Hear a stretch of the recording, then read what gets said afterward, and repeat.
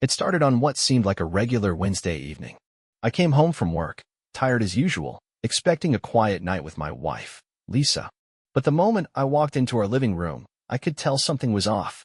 She was sitting on the couch, hands folded neatly in her lap, a manila envelope resting beside her. "I need to talk to you," she said, her voice flat. I sat down across from her, feeling a sudden weight in my chest. "What's up?"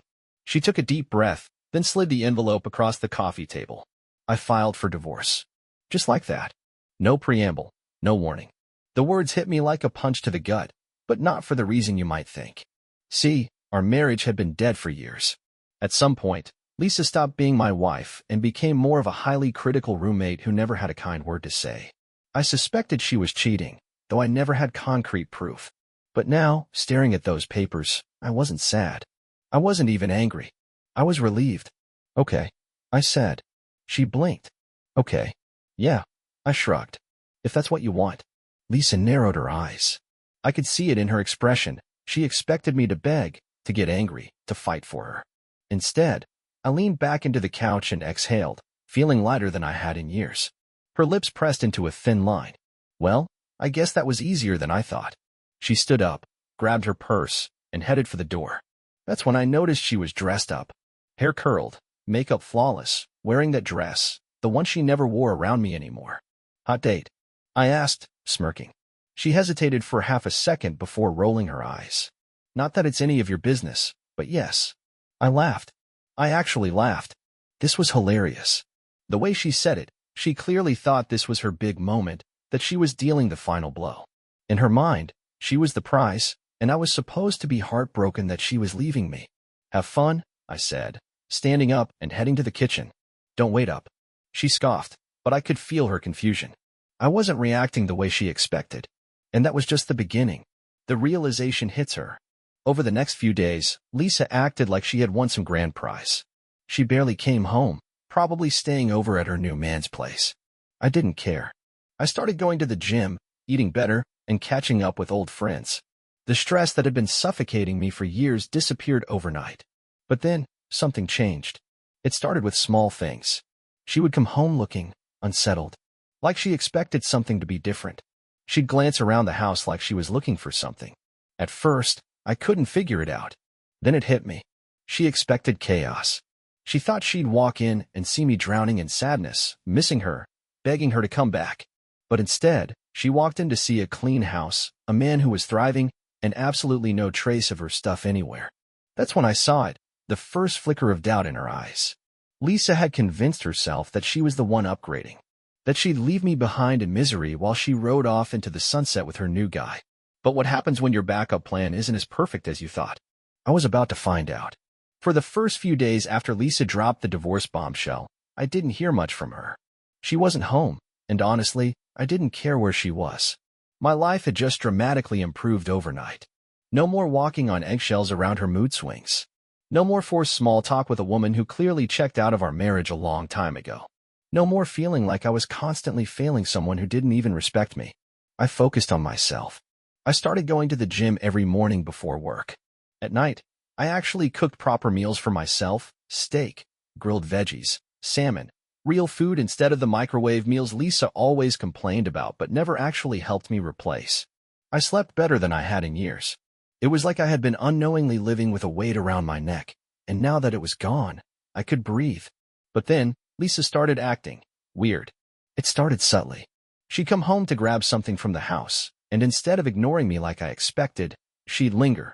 One night, she walked into the kitchen while I was eating and just stood there, watching me for a moment before speaking. "You're cooking?" she asked, sounding almost offended. I looked at my plate, then back at her. "Yeah," she scoffed, shaking her head. "Since when do you cook?" "You hate cooking." I smirked. "No, I just hated cooking when I had to deal with a wife who acted like everything I did was wrong." She stiffened. I could see the irritation flash in her eyes. I had never talked to her like that before. But why would I hold back now? She made it clear she wanted out. "Whatever," she muttered, grabbing a few things from the counter before leaving again. But I could tell. Something was eating at her. I wasn't breaking down like she thought I would. I wasn't calling or texting her, begging for another chance. I wasn't moping around or drowning my sorrows in beer. In her mind, she was supposed to be the one moving on, while I was supposed to be devastated. But instead, I was thriving, and something about that bothered her. The first signs of regret. A week passed, and things got even stranger. One night, she called me out of nowhere. "Hey," she said casually, like she hadn't just walked out of our marriage. "Just checking in. How have you been?" I almost laughed. Checking in? Since when did she check in on me? "Good," I said. "Better than ever, actually." There was a pause. A long, awkward pause. Then she cleared her throat. "Oh, well, that's good." She sounded disappointed, like she was expecting a different answer. I decided to push it. "How about you?" She hesitated. "Yeah, things are okay." Liar. I could hear it in her voice. She wasn't happy. I didn't press her for details, but I had my suspicions. I had no doubt that she was with him, the guy she had probably been cheating with. But something clearly wasn't going as planned. Maybe he wasn't as exciting as she thought he'd be. Maybe reality was starting to set in. Maybe she was realizing that being single in your mid-30s wasn't as fun as it looked on Instagram. I didn't care. "Glad to hear it," I said.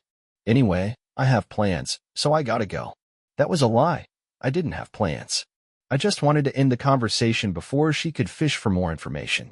She hesitated, like she wanted to say something else, but in the end, she just said, "Oh, okay. Talk later." Talk later? No, we won't. The first cracks in her fantasy. Over the next few days, I started noticing something else. Lisa was coming home more often. At first, it was just to grab random things. But then, she started making excuses to hang around. One night, she came back at almost 10 p.m., claiming she forgot some shoes she needed. But instead of leaving right away, she plopped down on the couch, watching me like she was waiting for me to say something. I didn't. Another night, she walked in while I was on a call with a friend and hovered near me, clearly eavesdropping. I made sure to laugh loudly, joking about how much better I felt these days. She didn't like that. The more confident I became, the more unsettled she looked. She was regretting it. I could see it happening in real time. But she was too proud to admit it. Too stubborn to say she made a mistake. That's when I realized something. She thought she was the one in control of the situation. She thought she could leave me, enjoy her new life, and then have the option to come back if she wanted. She was dead wrong. I was about to make sure of it. Lisa always thought she was in control. It was just the way she operated. She had this ability to manipulate situations, to twist things in her favor, to always make it seem like she was the one making the choices. And for years, I let her believe that. I let her think she was the mastermind of our marriage, that I was just some guy along for the ride, always adjusting to her moods, always walking on eggshells to keep the peace. But now, I had nothing left to lose. In the moment I stopped playing by her rules, she started to fall apart. She came by the house more frequently, always under some weak excuse. One night, she claimed she needed to pick up some mail. Another time, she said she left her favorite shampoo in the bathroom. But I knew the real reason. She wasn't checking in on me, she was checking on me. She wanted to see how I was doing without her. And the answer? Better than ever. I made sure of that.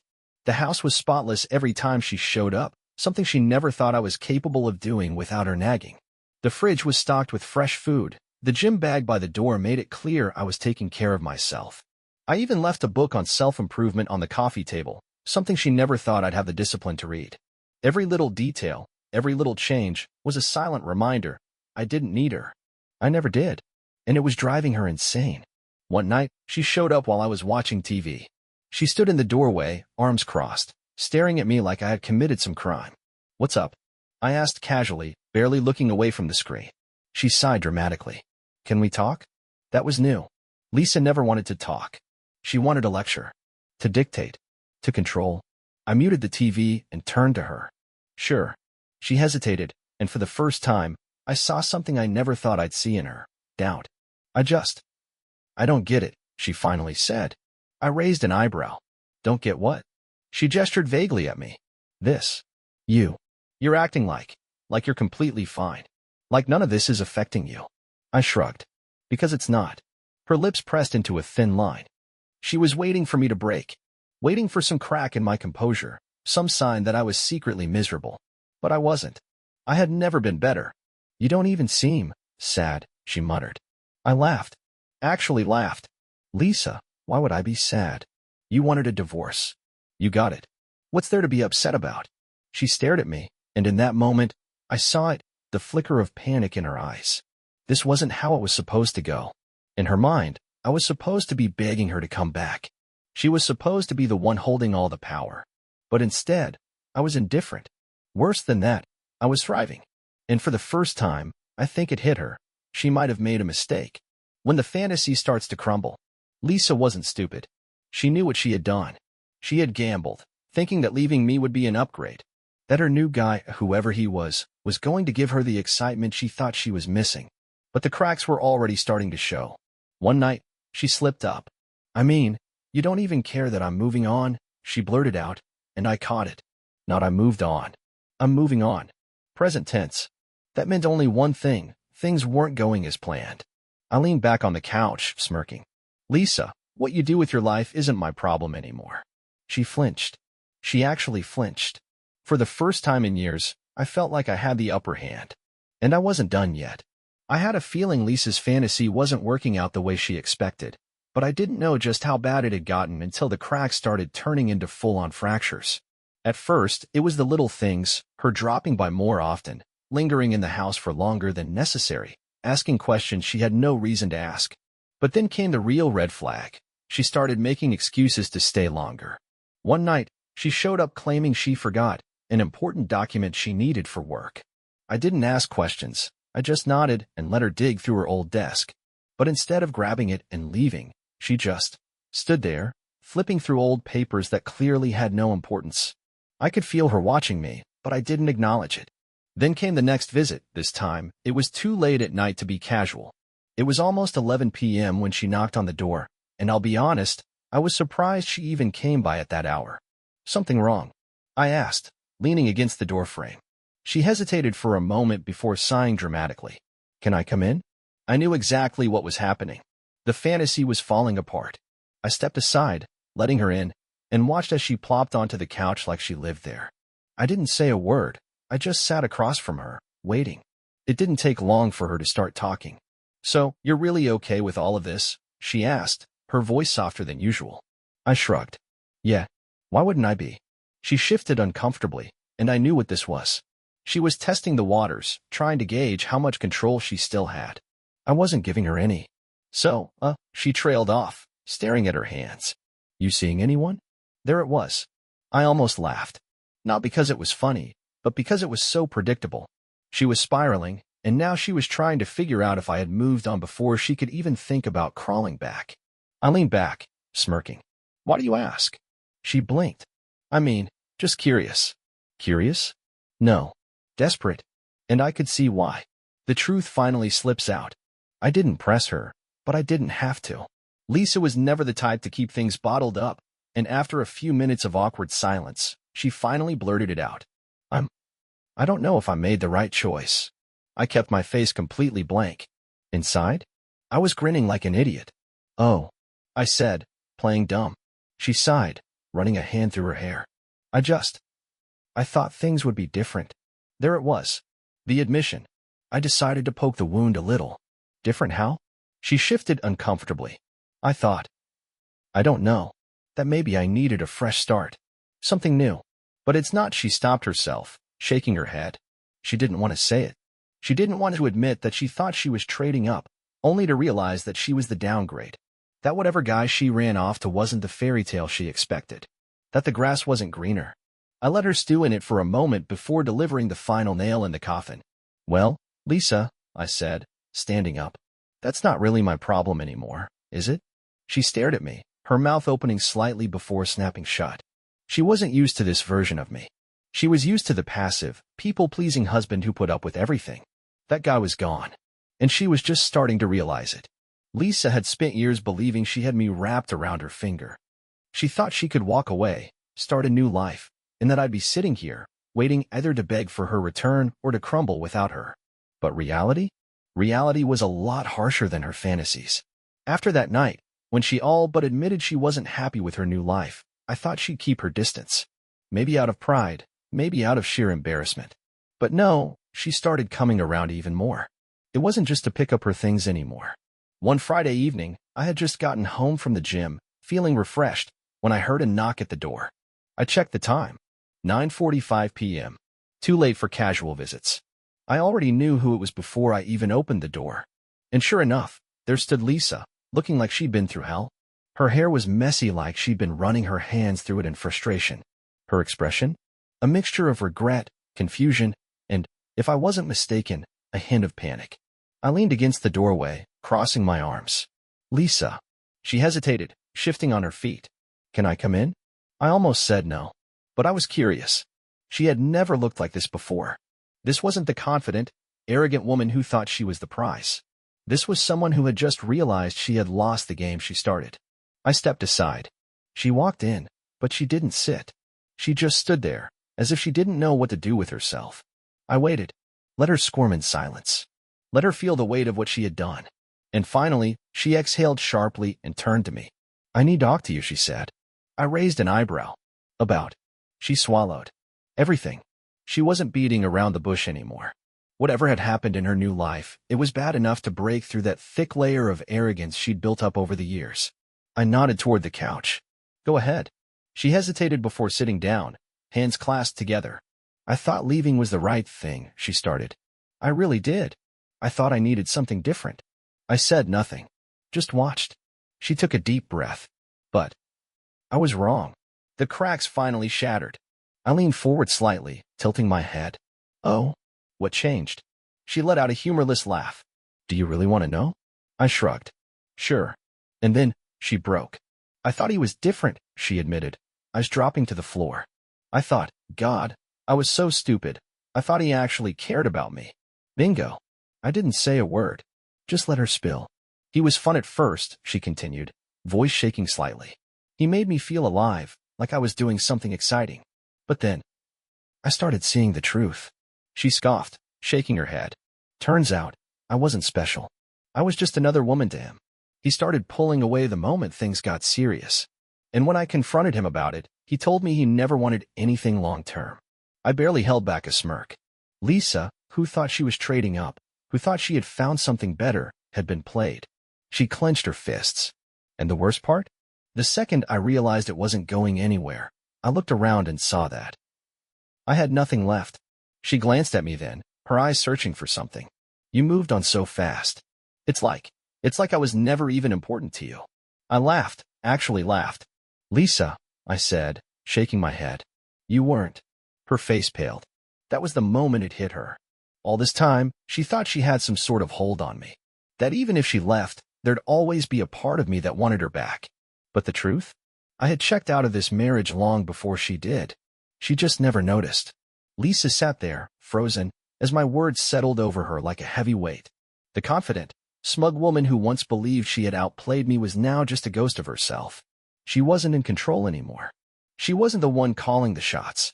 And worst of all, she was starting to understand that she never really was. For the first time in her life, she had no backup plan. No safety net. No one to fall back on. The man she left me for had discarded her the moment she became inconvenient, and now she was standing in front of me, hoping that the man she had treated like an afterthought was still available to pick up the pieces. But I wasn't. She looked down, her fingers gripping the hem of her sweater. I know I messed up, she finally said, voice barely above a whisper. I know I don't deserve anything from you after what I did. I stayed silent. Let her stew in it. Let her sit in the mess she created. Her eyes flickered up to meet mine, and for the first time in years, I saw something in them that had been missing for a long time. Fear. Not the kind of fear that comes from danger, but the kind that comes from realizing you've made a mistake you can't undo. I miss you, she admitted, her voice cracking. I miss us. I couldn't help it. I laughed. A real, genuine, from-the-gut laugh. Lisa, I said, shaking my head. There is no us. Not anymore. She flinched, like she hadn't expected me to be so final. And I could see it, the panic. The realization that I wasn't just playing hard to get. I wasn't trying to make her beg. I was done. She had nowhere left to go. The last attempt. I could tell she was grasping at straws now, desperately searching for a way to undo the damage. And that's when she did something that truly surprised me. She reached out and grabbed my hand. Lisa, who had spent the last few years treating me like a burden, who had walked out without a second thought, was now touching me like she wanted to fix something that was already broken. I didn't pull away. I just stared at her. You don't have to forgive me, she whispered. But could we at least try? Maybe start over.